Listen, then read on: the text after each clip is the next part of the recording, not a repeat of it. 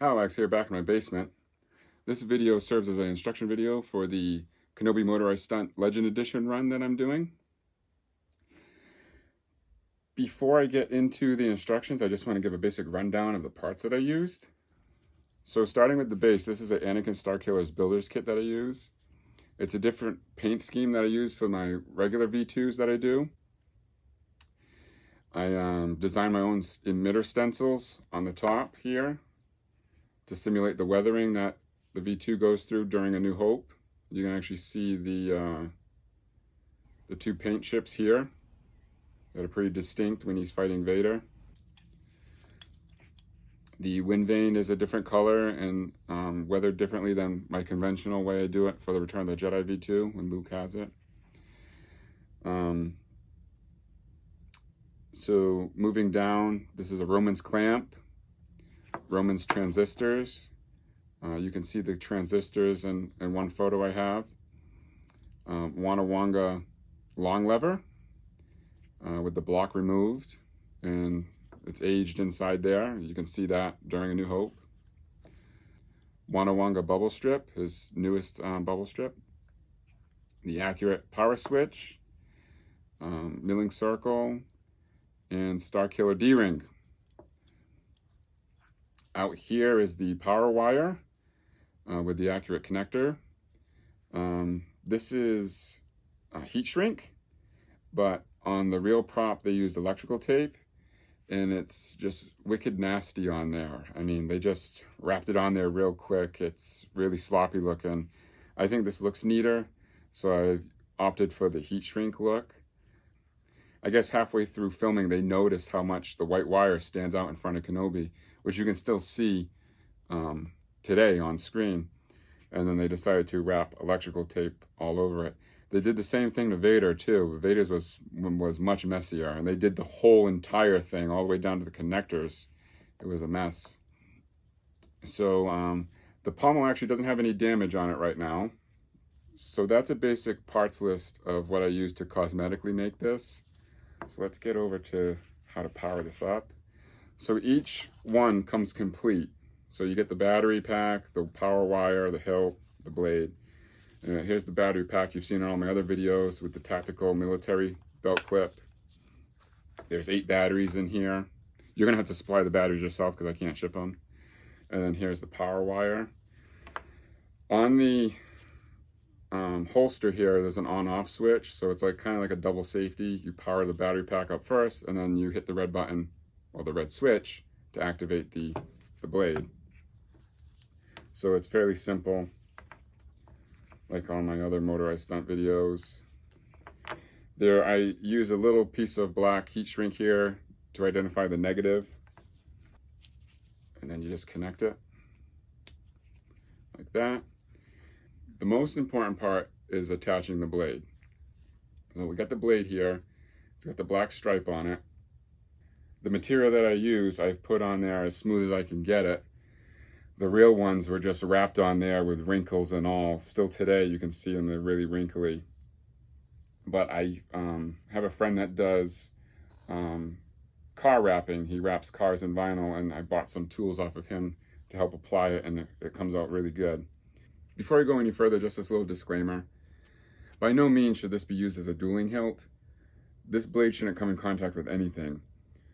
This is built as close to the original 1977 prop as possible, and even back then production stopped using these things because they were wicked fragile. So please, I repeat, do not use this as a dueling hilt. Let's continue with the video. So I machined these blades to a tolerance fit. So slides right over there. And the key to this is not over tightening this 4mm set screw. If you over tighten it, it's going to offset the balance on the blade, and it's not going to work right. I supply you with a 2mm Allen wrench, so check in the box, make sure you didn't throw it out. I mean, watch how lightly I tighten this. I keep using the word tighten, but realistically, all I'm doing is letting the grub screw touch the drive. Excuse me. All I'm really doing is letting the grub screw touch the drive shaft. That's it. I'll even do that again in real time. So here we go, ready? That's it there. It's a special grub screw. It's not like all the other ones. It's got little teeth on the end of it and just gives enough pressure on there that it won't slide off. Realistically, believe it or not, I'm not lying. Every single motorized stunt video that I've done, everyone that you've seen on YouTube, I've never had the set screw in it. It's just been on there with the tolerance. So we have the blade on. We have the battery pack hooked up.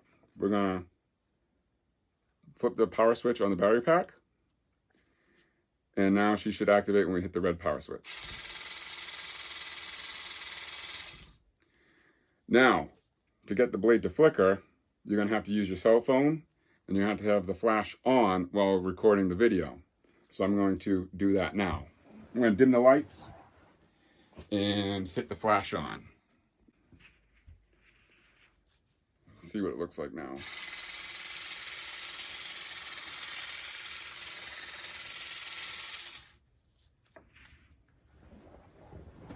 I cannot stress how important it is not to over tighten the blade.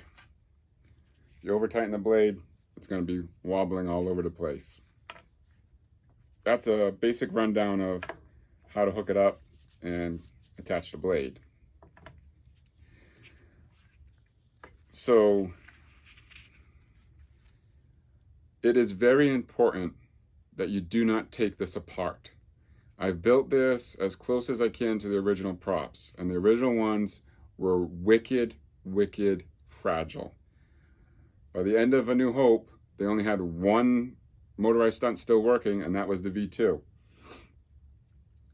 And I know I have a lot of clients out there that tell me they're not going to take things apart, and then when they get them, they take them apart, and I have to help them with video chats and instructions on how to get everything back in orientation. So my biggest fear is the client getting this and then deciding he's curious and wants to see what's inside, starts taking things apart, and guess what? You're not going to get this back together. I machine all this stuff by hand. Nothing is 100% true, so things only go back a certain way. There's a possibility of stripping things out. It's quite a simple idea where you just attach a pole to a spinning motor and that's it. But realistically, it's more complicated than you think. This has to be completely balanced. So I have a 3D printed barrel in here that holds a bearing, and I have a bearing inside the emitter to keep this thing balanced. And I have a velocity joint that attaches to the motor to try and get as much vibration out of it as possible. That's the key to keeping this thing completely smooth. As long as it's smooth, the blade will be smooth. If you have a little wobble, once you put 36 inches on top of that wobble, now the end of the blade is moving 4 inches, you know. It's very important. Do not take it apart. My biggest fear is the client trying to take this thing apart and his or her curiosity, and then it's ruined. So there's a special sealant that I use on all the threads that make it permanent. And there's a special technique, should I say, to remove them. If you attempt to remove these screws, you're going to strip the aluminum and ruin the hilt. So you can't take anything apart unless you know the secret way. So I hope that deters the owner from taking it apart. But I've built 6 of these things. 5 of them are all set, ready to go. But I left one without the sealant on it so I can take it apart and show you the inner workings. Before I put this one away and go get the other one to take apart, I want to give you a basic rundown of everything that comes with this purchase. So you get the motorized stunt, the battery pack with holster, the power wire. You're going to get a Allen wrench to put the blade on and off. You get the blade. You also get this plaque that I had made.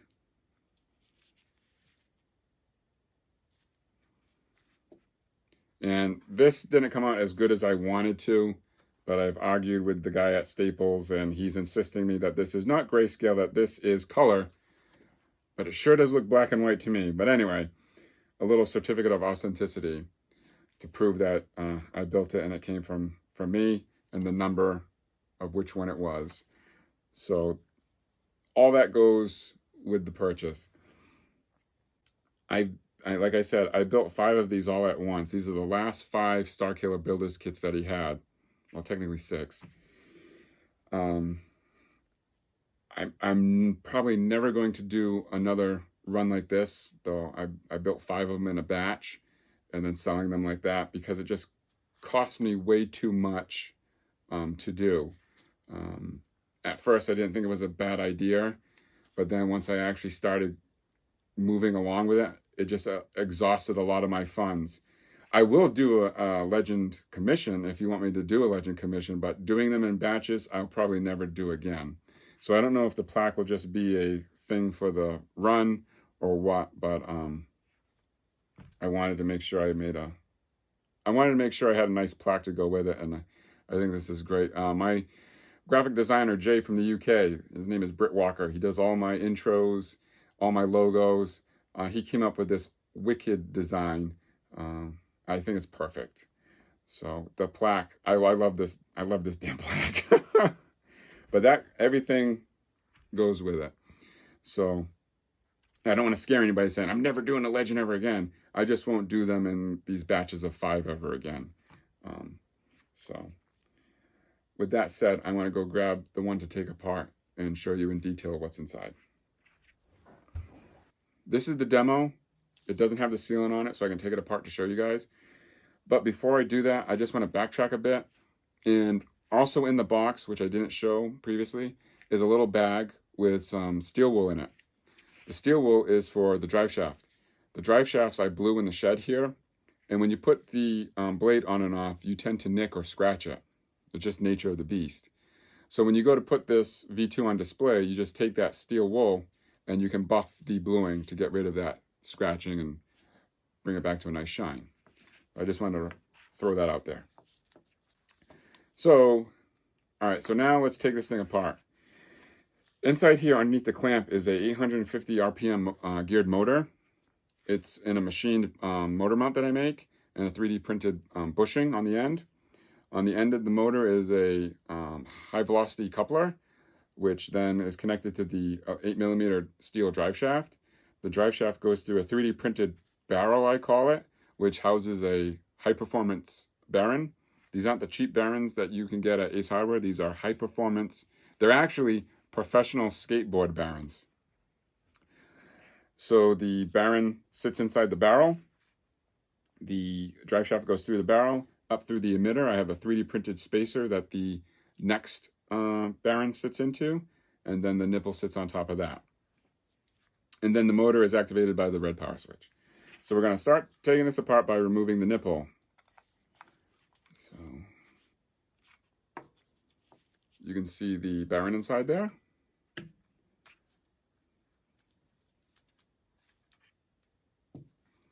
I don't know if I can get the bearings out. You can see the 3D printed spacer inside there. So now this transistor here acts as a locking device for the ring section. The J-lock does not work anymore because I have, well, it does work, but it's blocked right now because I have this transistor that's machined into both the clamp and the ring section. So you can unscrew it. Don't lose it. Loosen the clamp. The box is, the Graflex box is oblonged, so you can turn the lever like this. It's much easier to set the tolerance that way. Take Roy's bubble strip out, and then you can activate the J-lock. This reveals the high velocity joint inside there. You can see the motor sitting in there with the machined motor mount. You can actually see some drawings in there where I'm lining things up because it's all machined by hand. I don't know if I can take the pommel off. I don't know. It might be. I may have not wired it, so I might be able to take the pommel off. So now inside the ring section, you can see the high performance bearings in the 3D printed barrel.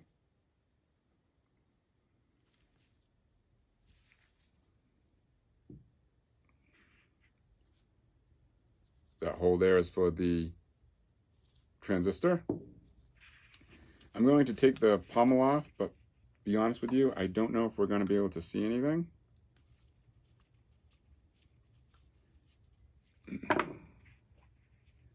Yeah, I didn't think I had it connected. That's the back of it. You can see the 3D printed bushing in there in the back of the motor, wired up to the switch. So that's it apart. I hope that quenches your thirst, because I really don't want you attempting to take yours apart. To put it together, I'm going to put it back in the right orientation as Kenobi's using it in A New Hope. I have a wicked clear shot of the orientation of that. So when you get it, you're going to be like, wait a minute, it's not in the Return of the Jedi style. And that's because in A New Hope, it's different. So activate the J-lock, now throw the transistor in there. Make sure the clamp is loose. You can give it a little jig. I'm talking to you like how to do it. I don't want you to do this. That's what the video is for, Halowax. Hello. Now, realistically, it's not this easy putting it together. I'm just doing that for the video. The nipple has a real close tolerance. I actually machined the nipple a little bit. If you over tighten it, it will jam inside. That's another reason why I don't want you taking anything apart. I can't stress that enough. I'm telling you, if you take it apart, you're not going to get it back together. You have to send it back to me to do it. So that's it. That's my legend run. There's 5 of these completed and ready to go. Comes with everything that I showed you here. Like I said, I'm most likely will probably never do another run of these again, like in batches, because it just cost me way too much money. And because it cost me so much money, I wasn't able to do a lot of stuff that I wanted to do. And it took up a lot of time, because you're not just building one, I'm building 5. I'm machining everything 5 times. I'm 3D printing everything 5 times. It was a lot of work. But that doesn't mean I'll never do them again. I have no problem being commissioned to do one. I've wanted to do this for a long time, and it's taken me forever. But they're here, and if you want one, you can always reach out to me on the RPF or Facebook Messenger. So hopefully this video does quench the thirst of those who are curious about how it works, and that it stops you from trying to take yours apart. So that's the rundown of my legend. Before I sign off, I want to say thank you. My original Kenobi stunt video hit 1 million views this week, and I can't believe it. My family can't believe it. It's unreal. From the bottom of my heart, thank you all for the support. I'm kind of like speechless. I don't know how to react to stuff like this, but besides say thank you. So please keep an eye out for future content this year. I'm changing a few things, and you'll understand when you see it.